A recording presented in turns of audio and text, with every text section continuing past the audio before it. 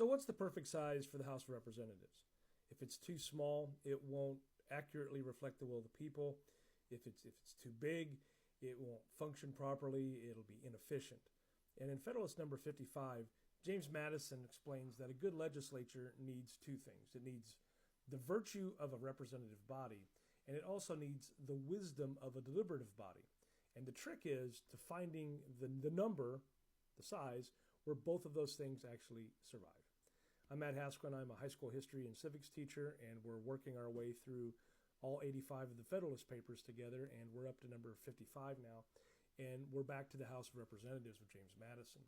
And as we kind of set the stage here, we have the critics of the Constitution in 1787 that are saying, that the House, the original House would, with 65 members, would be too far small,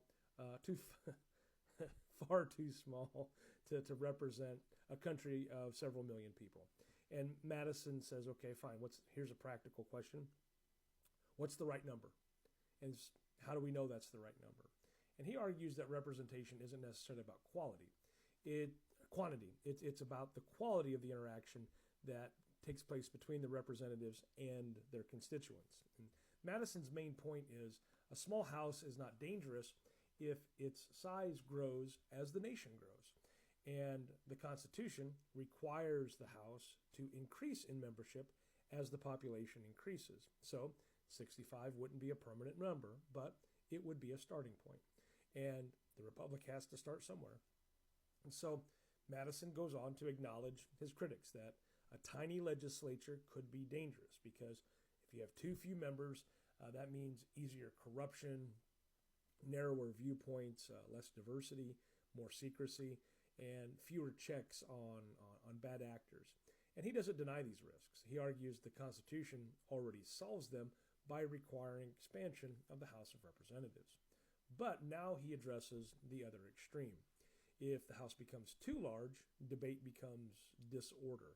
Deliberation will start to decline, and responsibility will just kind of get diffused and weakened out there. And then factional chaos can increase because you have the larger chance for factions to develop. Madison warns that enormous assemblies look democratic, but they act irrationally because they're driven by passion rather than reason. And he writes, in all very numerous assemblies, passion never fails to wrest the scepter from reason. So in his words, bigger is not always wiser. Now, Madison does make one of his most memorable observations here out of all the Federalist Papers when he said, had every Athenian been a Socrates, and every Athenian assembly then will still have been a mob. So his meaning was pretty clear there.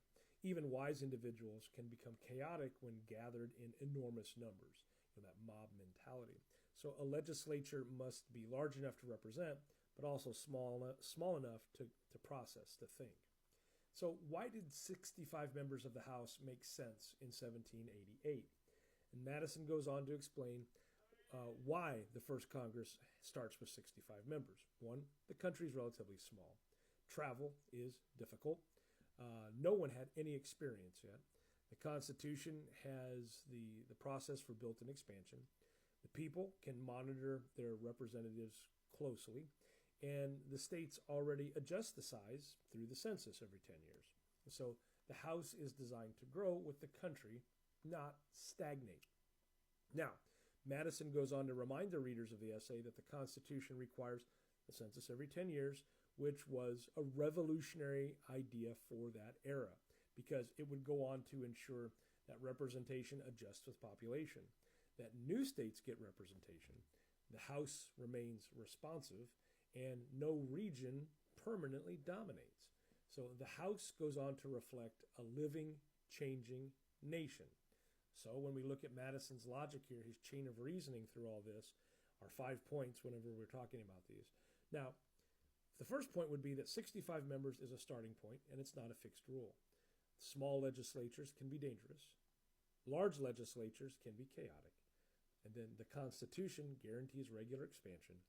And 5, then, the goal is a House that is both representative and effective. So there's number 55 in those 5 easy steps that we've been putting together. Now, going on to Madison's tone in this essay, it isn't abstract. It's more like he's working through the math and the mechanics of governing in this brand new republic. And he's trying to balance human behavior, political reality, geographic size, economic diversity, and population growth. And so it's kind of like constitutional engineering. And that leads us to then the moral dimension of Madison's argument in Essay 55. Because at its heart, this essay it's about trust. And it's trusting that people deserve a voice, and that trusting that the legislature must still function. And representation then does not mean endless numbers. It means, meaningful participation. Madison wants a House of Representatives that can think for the country without losing sight of the country. So in our modern times, right now, the House has 435 members. And that was a number that was set almost 100 years ago in 1929. And so it's remained unchanged for quite some time. And when we have modern debates and discussions about reapportionment of the seats, gerrymandering, the size of districts, and then proportional representation, all of those things can land back in Madison's argument here in number 55. And that connects back to his core question that we mentioned here at the beginning of the video, and that was, how big is big enough? And I think you can say that Madison's answer remains relevant.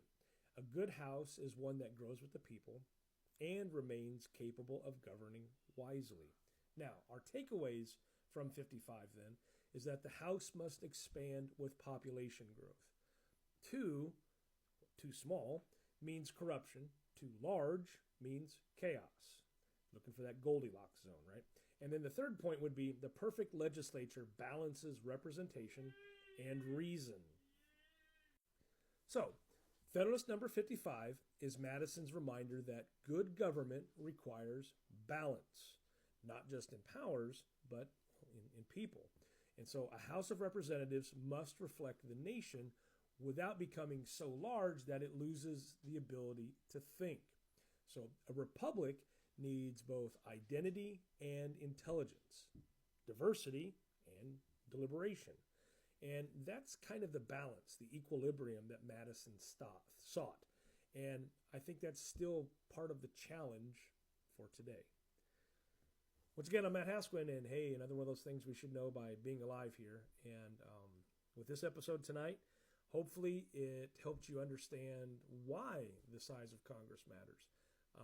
And if it did, please feel free to share, repost this, or throw it out there to a friend who may have some questions about the way our government functions. And and hang around, because we'll be coming up on Federalist number 56. I'll probably throw that out here tomorrow on Friday. And in 56, we're looking ahead to where Madison asks whether representatives actually know enough about their particular districts to serve them. Thanks for hanging around for this time. Appreciate it.